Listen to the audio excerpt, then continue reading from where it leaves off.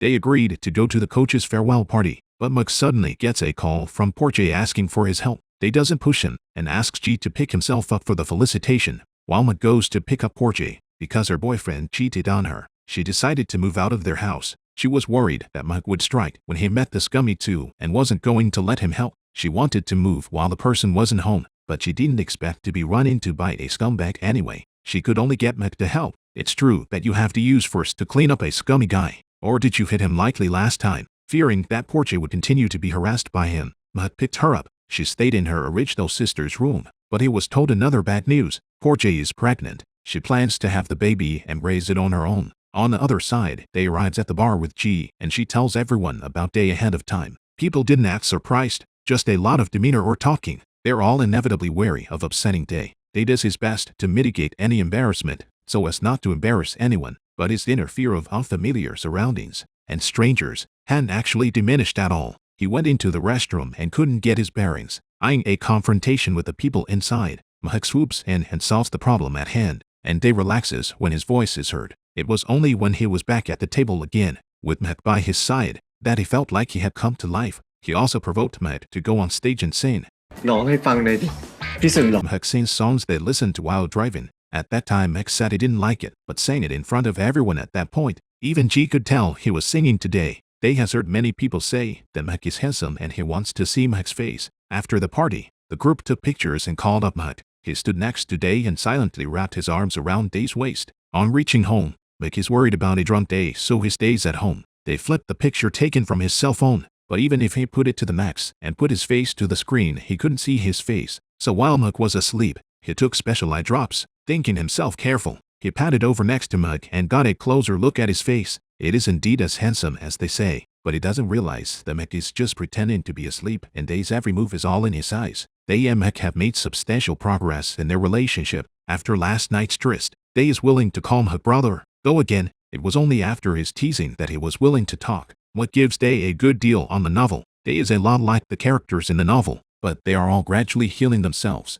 gradually willing to open the door and walk out. Day has gone from only wanting to eat mom's cooking to now will eat Mork's. He was also willing to take matters into his own hands, picked up his cell phone again, and started documenting his life. He played around with social apps again and started socializing again. He also once again Saturday in the audience to cheer for G when she competed. Although he can't see it, but Mork, more than can be seen, can predict more accurately what she will do next. She didn't see Day until after the game. While she was glad he had come, she flirted with him again. Who knew that Day's former partner, August, would suddenly appear and question where he'd been and why he disappeared. Mork stopped the man who appeared out of nowhere. Day is alarmed at August's appearance and tells Mork to hurry home. When Day and he first started doubles, it was anyone's game, so the games are a mess and the training goes its own way. It wasn't until one of Day's all-night practices that August agreed with him. The pair's doubles only began to improve and started winning matches.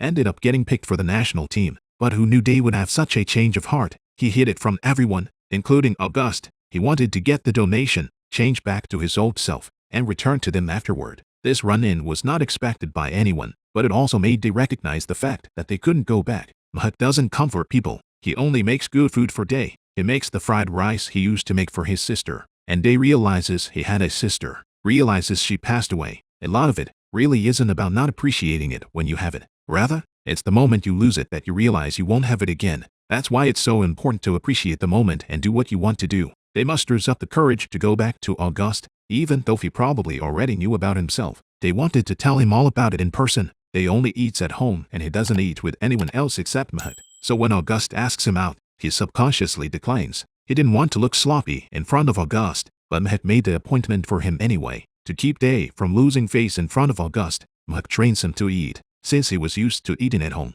Mork took him out to a restaurant again. Mork has gone through a careful dressing, and Porche can't see that something is wrong with him. Aside from taking him out, Mork has actually learned it a lot. He told Day how to eat off his plate and how to tell directions. When the appointment was made, Mork took him to the restaurant and Day let him go back. But Mork went out and didn't leave. He was worried about Day and tried to wait for August to show up, but he never did. He couldn't bear to keep Day waiting. Mork then took him to the Bangkok Memorial Bridge and showed him the sights and night view. He also took him to the flower market. Day loves sunflowers because they are always bright toward the sun and keep a love for everything. But he wasn't willing to let its beauty be buried because he couldn't see it. So, He refused Mek's offer to buy one for himself. He liked the sunflowers, but didn't buy them. It's like he doesn't want to bury Auguste because of himself. He told Auguste to find a new doubles partner. Auguste refuses and decides to just singles from now on. They was definitely happy, but this time he didn't show up for his appointment. This, in turn, makes they think that Auguste is pressing himself to be polite.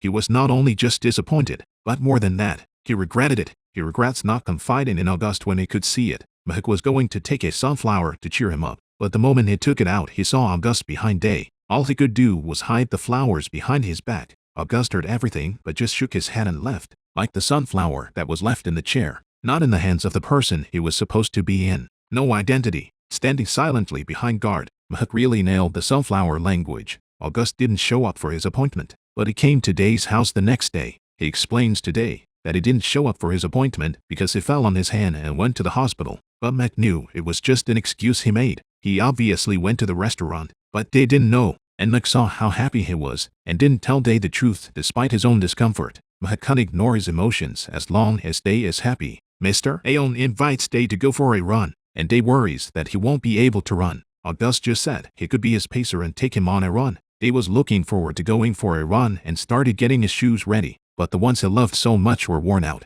Mek was going to buy him a new pair, but the appointment would have to be postponed. Day doesn't know if he can let go of the shoes or the date, and insists on trying to get them fixed. Mek saw how insistent he was, so he took the shoes home and prepared them for repair. Khoei tells Mek to hurry up if he has an idea, or else he will only end up in the status of delivering blessings in his turn. Mek wants to, but he feels that Day doesn't like him, and confessing now will only add to his troubles, so he just fixed the shoes and put new laces on them, prepared Day for everything, and he sends him to Auguste. He watched as Day and Auguste simultaneously pulled out their headgear to make a leash. He watched as the two of them went from not fitting in at all to getting their feet wet. Watches Auguste buys new shoes for Day, and the original pair goes back in the shoe closet. Mek all but watches from behind Day. Day suspects it's wishful thinking. He also reassured him that no one would get up that early just to run with a friend. In fact, Auguste is not the only one who wakes up early. Mek also wakes up early. Mek is also physically challenged due to his age, but he still insists on running behind them every day. Day didn't notice and Mek didn't say anything.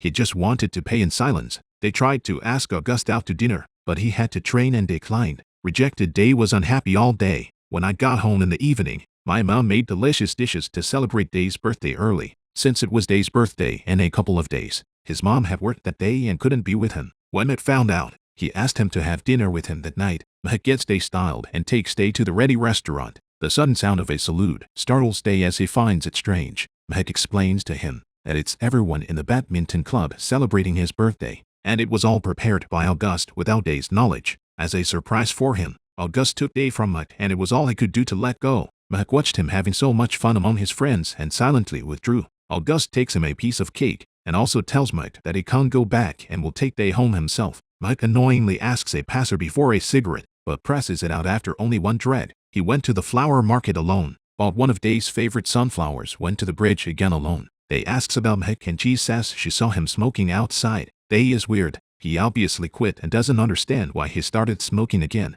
He let G take himself to the people, but when he went out, Mek was no longer outside, and he had to retrace his steps back to the restaurant. Day is a little tired at this point. He still brought up the energy to say he was happy in the face of Auguste's questioning. Auguste is giving Day a birthday present. On taking him outside, I didn't realize I had to warn Day about the person across the street and have him run into someone. The other guy spilled his drink all over Day. Auguste started blaming each other. Just moments later, everyone is either wiping the wine off of Day or apologizing to him. He called G to get himself out of the place, but then he came out and wanted to be left alone and drove G away too. He was hoping at this point that the person who came was Mek, but it was Auguste who showed up. He gave Day his headband and wanted to use it with Day. It was supposed to be just friends and he had to kiss Day. Finished Day counter-kissing him and then refusing to do so. He just sympathizes with Day and wants to make a good memory for Day.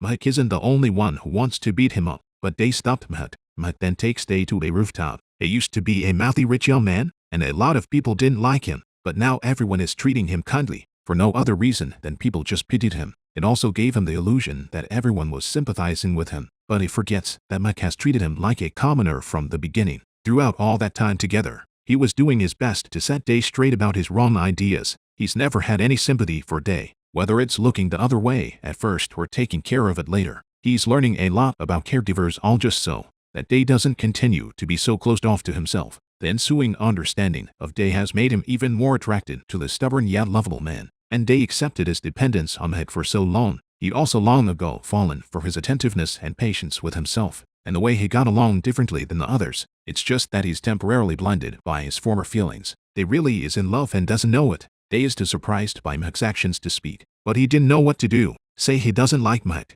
but then again, he can't only feel safe around Mek to not be afraid. Say he likes Mek, he just likes Mek. He just doesn't know it. Also, Mek doesn't know what to do next. In Porche's defense, he's a guy who just runs amok once he's in a relationship. After confessing that Day didn't give a response, he was lost. So he tells Porche about his crush on Day. Porche thought he was going to say something important. It turned out to be this thing that she'd realized long ago, but Mek himself had been stiff-arming her about not having it. But she won't let Mek confess for fear he'll screw it up. But one look at Mek's face tells me he's spoken. Only she doesn't know that Mek didn't just confess. He did something even more powerful. And of course Mek sheepishly didn't tell her. August is going to America. They guessed he probably just wanted to make a good memory before he left. They didn't want to see him again, but Mek dragged him to August's press conference. I said I came to scold him, but I couldn't even after hearing his farewell words. After the two part peacefully, Day excuses Mek to get coffee. Turning his head, he tells G about Mek's confession to himself. G thinks she'll quit Mek and find a new caregiver if it doesn't work out.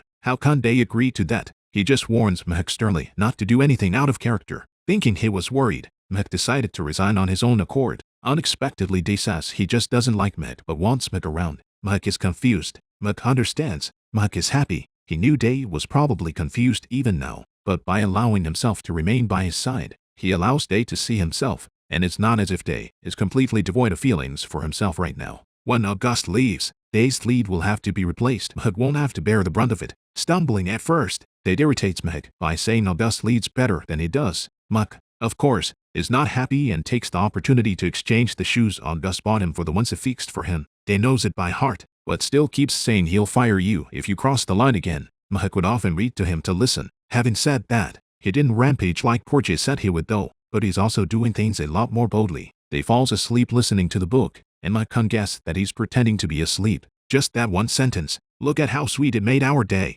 I don't believe you when you say you don't have a heart. The days went by as the two pulled each other along, and soon it was the day of the marathon. The two were told by their teachers that they would have to start running at 5 a.m. the next morning and that it would be too late to go home and sleep at night. Mek came up with a great place that was close and had empty rooms, and that was his own house, but Day half-heartedly went along with it. Porche is 5 months pregnant. As a kid coming out of a single-parent home, Day knows that single moms have it tough. She plans to name the baby Me. Day also just realized that Mek often brings last Twilight home. He reads it to himself at home only when it's smooth. He really did a lot for Day and planted jasmine in his yard. Day can't feel it all, so it's only natural to have a heart for Mek. The next day was the marathon. The two arrive at the scene and Mek runs into Pai, who has come in from the wild to run. My sister's car will be foreclosed on next month, and Pai knows a car repair company that's hiring. He says he can't introduce Mek to him if he needs to. That was overheard by Day and the little tantrum came back. He thinks Mek is doing all this to make money. He starts throwing tantrums over the car and doesn't run well with Mek.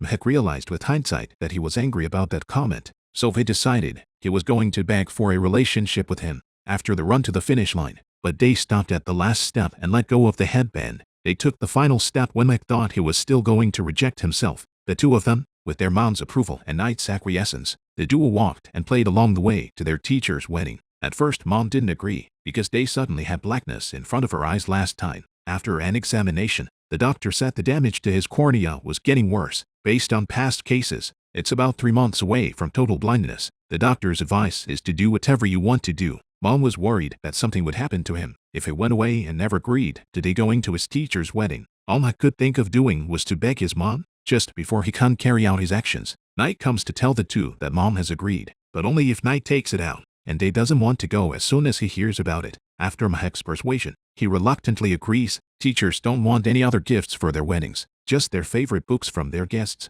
so got to plan to give Last Twilight, which was recommended to him by his teacher and which he really liked. Mek bought couple pendants for the two. Day has the letter D hanging from it in a little pendant of a badminton ball, and his own was the letter M, so that they could tell the two men's bags apart. When ready, the three set off. They almost got into another fight with Knight over whether to sit in the passenger or back seat. Halfway there again, because of Knight, They was shown where the handicapped restroom was located. It makes they think he's being sarcastic again, and gets up the urge to go home. Muck, helpless but not wanting to see Day upset, sneaks off to get the pair's luggage. He thought Knight didn't know, but he actually knew all about it. Knight also gives them all his cash to take away and tells Muck to contact him if he needs anything. The two of them rolled around in several cars, and finally arrived at the beach, very close to the location of the teacher's wedding.